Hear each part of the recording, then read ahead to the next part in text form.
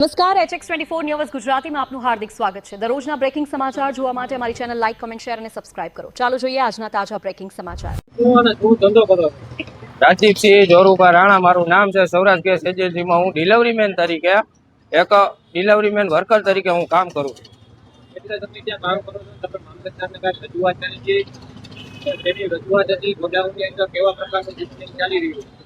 મામલતદાર સાહેબને, નાયબ મામલતદાર સાહેબને બધાને મેં રજૂઆત એ કરેલી હતી કે અમારે જે ગેસ ગોડાઉનમાં સૌરાષ્ટ્ર ગેસ એજન્સી ખાટકીલામાં અમારે ગોડાઉન આવેલું છે, એમાં મેં મામલતદાર સાહેબને રિક્વેસ્ટ કરેલી હતી કે અમારે ગોડાઉનમાં રિફિલિંગનું બધું પ્રકારનું કામકાજ ચાલી રહ્યું છે કે જે કસ્ટમર પૂરા પૈસા દેતા એને પૂરો માલ નથી મળી શકતો, કે જે બાબતે મેં મામલતદાર સાહેબને રિક્વેસ્ટ કરેલી હતી કે આ વસ્તુનો તમે કાંઈક રસ્તો કાઢો।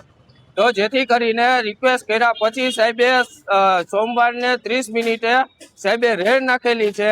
11 વાગ્યા લગી રેડ ચાલેલી છે। સાહેબે આર્થિક વ્યવહાર કરીને નીચે સાહેબે બધું આર્થિક વ્યવહાર કરીને પતાવી દીધું છે, જેના મારી પાસે સાહેબે રેડ નાખેલી છે, જેના મારી પાસે 100% પુરાવા છે। અંદર રિફિલિંગ કામકાજ ચાલુ છે એના બી પણ 100% મારી પાસે પુરાવા છે।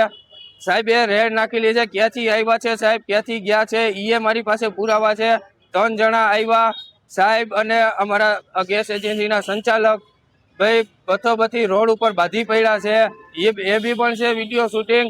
અને આર્થિક વ્યવહાર કર્યા પછી ગોડાઉનના સંચાલકના ગોડાઉનની અંદર જે 4 કેમેરા આવેલા છે એની અંદર 3 કેમેરા આર્થિક વ્યવહાર થયા પછી 3 કેમેરા ગાયબ થઈ ગયા છે। જેથી કરીને હું મીડિયા હાઉસને કે બધાને એ જ રિક્વેસ્ટ કરવા માંગુ છું કે આમાં સાચો ન્યાય મળે ને બધાને એક પૂરા પૈસા દેતા એક બધાને પૂરો માલ મળી શકે એવી એક રિક્વેસ્ટ છે।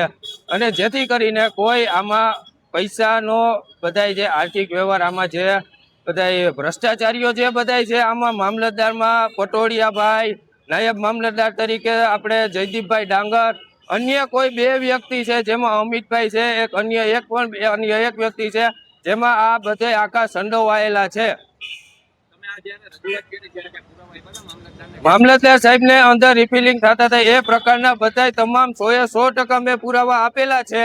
જેથી ને સોમવારે જે મામલતદાર સાહેબે રેડ નાખેલી છે એમાં સાહેબે 100% રેડ સક્સેસફુલ કરેલી છે, એ બી પણ સાહેબ પાસે મામલતદાર સાહેબ, નાયબ મામલતદાર સાહેબે એ બી પણ પુરાવા છે। ગેસ ડોમેસ્ટિક બાટલામાંથી કોમર્શિયલ બાટલામાં રિફિલિંગ થતું હતું એ વિડીયો સાહેબને પુરાવા શીખે આપેલા છે। માંગ મારી એ જ છે કે આમાં સાચા માણસને એક સાચો ન્યાય મળે અને જેથી કરીને કે પબ્લિકને આજે આવા સમયે પૂરા પૈસા દેતા જો પૂરો માલ ન મળી શકે તો પછી આ ગેસની અછત થવાનું કારણ શું?